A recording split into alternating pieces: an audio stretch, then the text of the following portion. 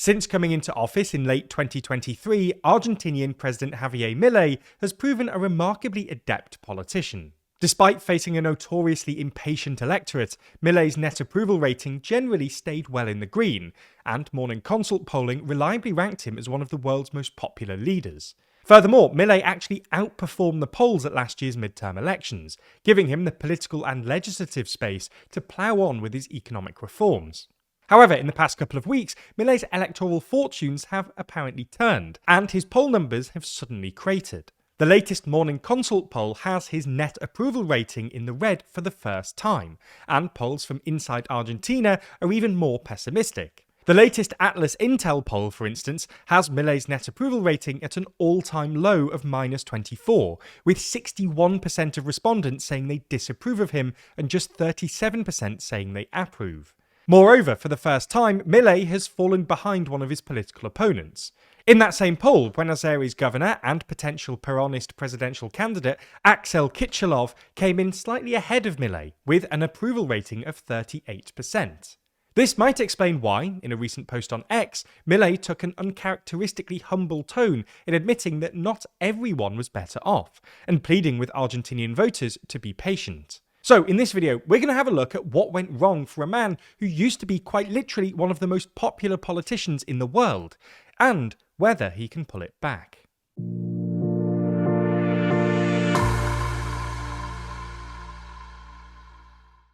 So, let's get straight into it. In short, the main reason that Milei's approval ratings are crashing is the economy. We've talked about this before in previous videos, but the TLDR is that while Milei did make really quite remarkable progress in stabilising Argentina's economy in the first months of his term, the Argentinian economy doesn't look in great nick at the moment.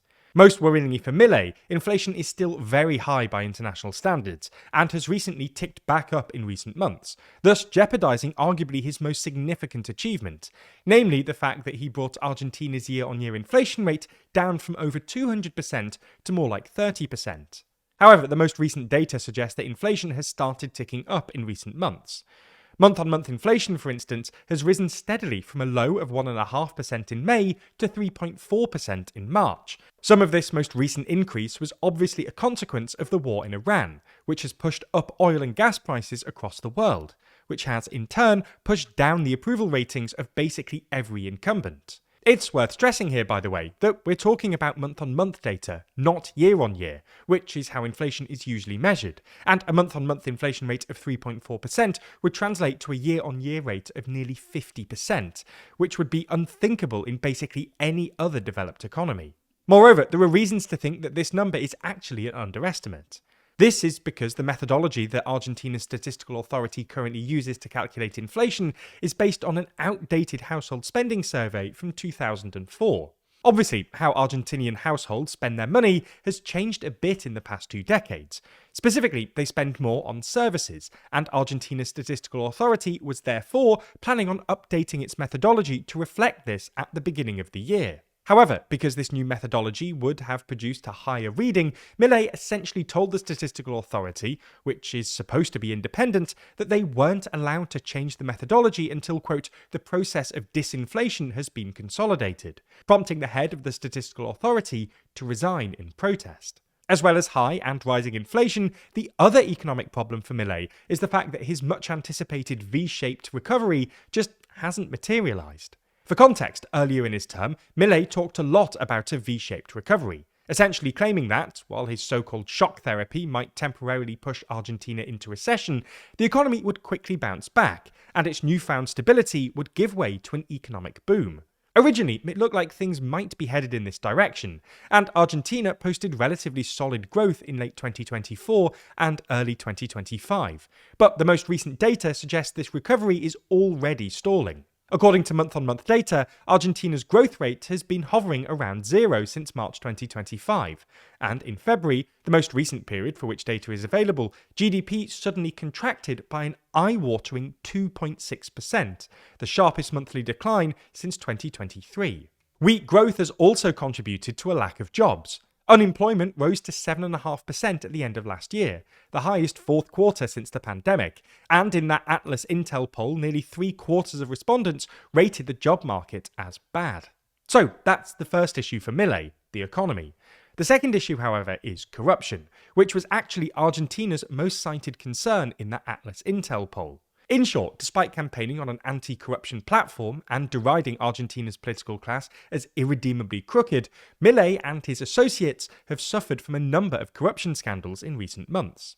Perhaps most notably, last year Milei was embroiled in a cryptocurrency scandal after he tweeted his support for a cryptocurrency called Libra. This sent the tokens skyrocketing before so-called insiders, who owned a majority of the coins, suddenly dumped their holdings, making millions in profit but sending the coin to zero. At the time, Milei insisted he wasn't involved, but in March an Argentinian investigative news outlet called El Destape published documents, apparently recovered by state investigators, from the cell phone of crypto lobbyist Mauricio Novelli that allegedly show that Libra insiders and supporters sent $5 million worth of payments to entities connected to Milei, presumably in exchange for his participation in the pump and dump scheme. Unsurprisingly, this hasn't gone down well with ordinary Argentinians, and has made Milei look somewhat hypocritical. Third, and finally, Milei's foreign policy. Voters in Argentina and elsewhere don't usually care that much about foreign policy, but Milei's vocal support for both Trump and Israel has drawn some attention, and they're out of touch with the median Argentinian. According to a Pew Research poll carried out last year, for instance, a plurality of Argentinians have a negative view of both Israel and Trump. Things have probably gotten worse in the year or so since that poll was carried out, and more recent polling suggests that only a minority of Argentinians support Milei's new trade deal with the US. So, those are the three things putting Milei's numbers down: the economy, corruption, and foreign policy. So, is there any way back? Well, maybe. As we see it, much will depend on the economy, which has always been central to Milei's appeal. But it's hard to see the economy booming unless Milei's best mate Donald Trump can find a way to wind down the war in Iran. So you're probably wondering what's next for this story, and how it's going to develop over the coming days and weeks. But it might be overwhelming trying to sift through the thousands of news articles trying to find one that you can trust not to feed you a false narrative. Luckily, we have a simple solution for you, and that solution is Ground News.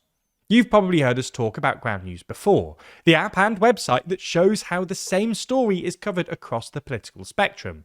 But now more than ever, we need Ground News to truly understand what's really going on in the world around us. It's difficult finding trustworthy news sources, so Ground News will do the hard work for you, compiling thousands of articles and putting them in one easy-to-access place. Each article comes with a breakdown into bias distribution, factuality, and ownership of each individual source. For instance, if we take this story on Milei banning journalists from the presidential palace, we can easily see that 33 sources are currently reporting on it, with most of the coverage coming from the right. Looking at the headlines, we can dive deeper to understand the differences in reporting on each side, with the left accusing Milei of authoritarian behaviour, and the right shifting the emphasis to Milei's turbulent relationship with the media. Our absolute favourite feature, though, is their blind spot feed. Here you can see all the stories you might not have seen on your usual feed. So even if you don't agree with the reporting, it's good to step out of your bubble. And it's not just us that feels this way.